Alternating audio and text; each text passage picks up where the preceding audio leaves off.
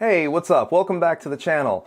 Now, there's been a lot going on behind the scenes here, a lot of office changes being made, and a lot of projects that are finally starting to come to fruition. So we're gonna go ahead and take you through some of those things, as well as the one project that's actually keeping me from getting going on the rest of the stuff that's going on here. So if you're excited about anything you see here, make sure you hit that thumbs up button on the way out, and make sure you get subscribed and notified so you don't miss any of this content when it goes live. All right, so small office update. I got my third IKEA Skarsta up here, and I now have a dedicated workbench area to work on keyboard builds and the like. This is still very much a work in progress. I need to figure out a better power strip situation along the back wall, and I need to get better lighting for the desk. I already have everything in mind that I want to use, so yeah, it's just a matter of actually putting in all the orders. Now, on deck for being worked on right now is the GMMK Pro. I have done some stock typing tests with this already. Now I want to get some personal tuning in on it. I'm using some Halo True switches, but I've done a spring swap on them to get them to 63.5 grams instead. That feels a lot better for that switch. Also took a brief look at this Gliging switch lubing kit. It's kind of an all-in-one solution that has a bunch of this and that to get you started on lubing your own mechanical switches. It doesn't include lube or anything like that, but it gets you a switch opener, cap puller, switch puller, that sort of thing. Even comes with a couple of brushes, but the main talking point for me is the lube station itself. It's two pieces of acrylic that are held together by the 4 legs at each corner. I do wish the legs had some kind of rubber bump on the bottom of them to keep them from sliding around quite so much, because this isn't overly heavy, but it's not a terrible lube station. It'll hold up to 33 or so switches, got a little spot here to keep a lube brush and a little cordoned off area over here for a thing of lube or something like that. But this alone actually makes this not a particularly bad kit. The only thing I will say, however, is the switch opener for the kit is only usable on Cherry MX and Gateron style switches. If you have Kale switches that have that broad piece along the side of the top housing, this switch opener will not work for you, so you will still need to get something else. So remember how I said when I reviewed the Drop Enter that this would make an awesome project platform? Well, that's exactly what we're doing now. This is the first one to be modded. This is the Gateron Yellow equipped model, and I've already got some secret sauce going on with this board, and it's actually going to be a part of a much larger project I'm working on for the channel, so you're definitely not going to want to miss this. Also need to do some repair work on the F12 Polia Edition keyboard. Unfortunately, I damaged one of the hot swap sockets. This is not the fault of the keyboard to any capacity. This is all me. But I've already had experience repairing these before, so this isn't going to be a huge deal. And it's a good thing I have that experience, because I'm actually getting in a tech YouTuber's keyboard to take a look at that's having some interesting problems with it. And I'm really excited to take a look at that, not only because of the issue it's having, but because of the component choices that were made. I've also got some stuff over here that's awaiting some parts, desk mats and things like that. First up is this build that I'm going to be doing with the Canon Keys Practice 65.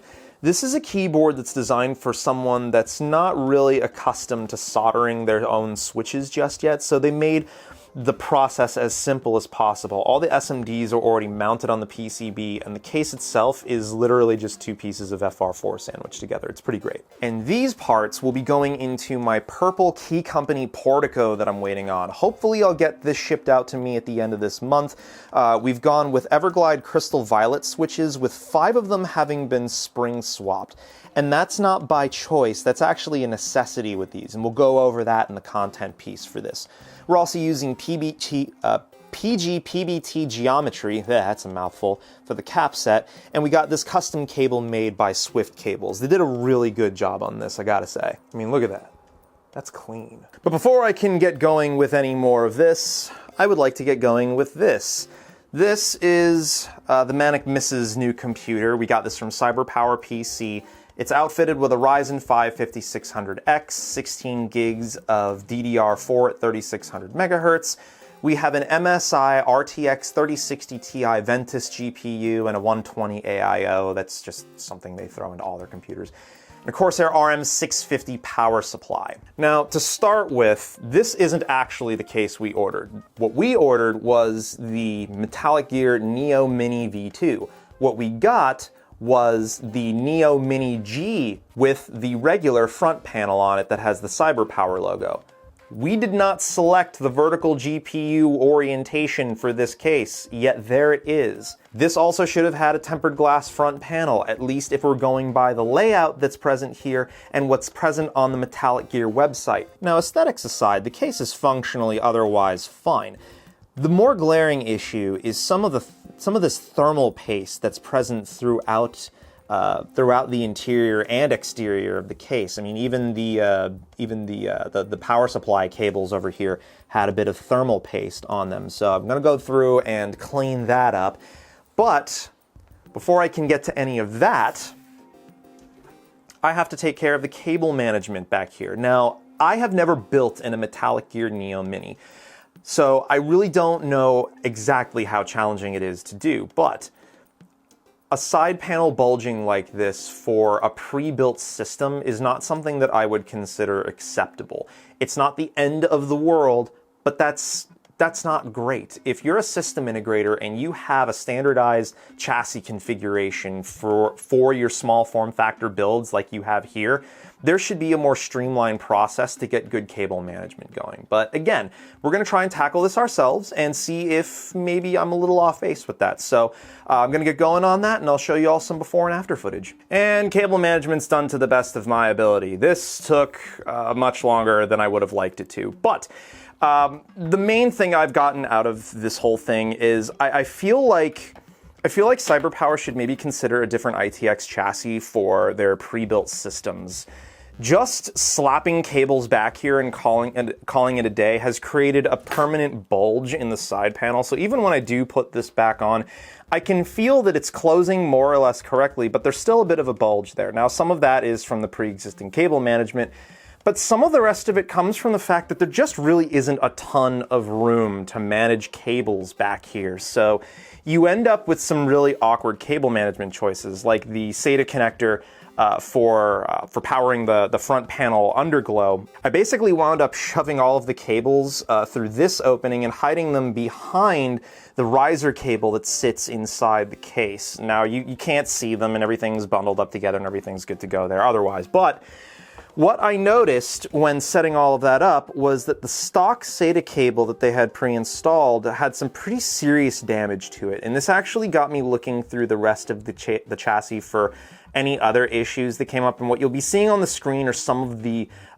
more glaring issues that I found. I am really not super thrilled about the caliber of this particular pre-built, but part of the problem, again, is this choice of chassis. This wasn't a great choice at all.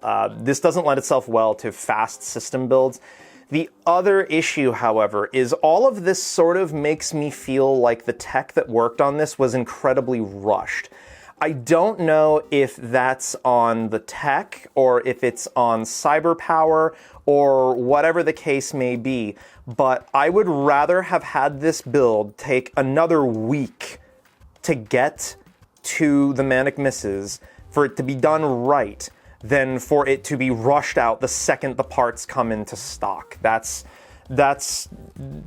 just my thoughts on the matter. As far as the interior layout, we actually went and did things slightly differently here. We added some 140 millimeter Fractal Design Dynamic X2 fans as intake and shifted the radiator over to the side intake that this case ships with. Now, to further eliminate RGB from the case, we actually went with a scythe 120 millimeter fan on this instead, because there's already enough cables back there, and we really want minimal RGB in this build. That's why I'm actually kind of glad we got the Ventus X2 model here from MSI. But yeah, otherwise, we managed to clean up the cabling just above the CPU water block a little bit there. We got things a little bit more positive pressure than they were before, and just getting a larger volume of air in general inside. And now that this project is buttoned up, I can finally return to making the other content that I've had on my plate. So if you liked what you saw here, remember to toss the video a thumbs up on your way out, and make sure you subscribe and notified so you don't miss any of our content when it goes live. I'll catch you all next time. Take it easy.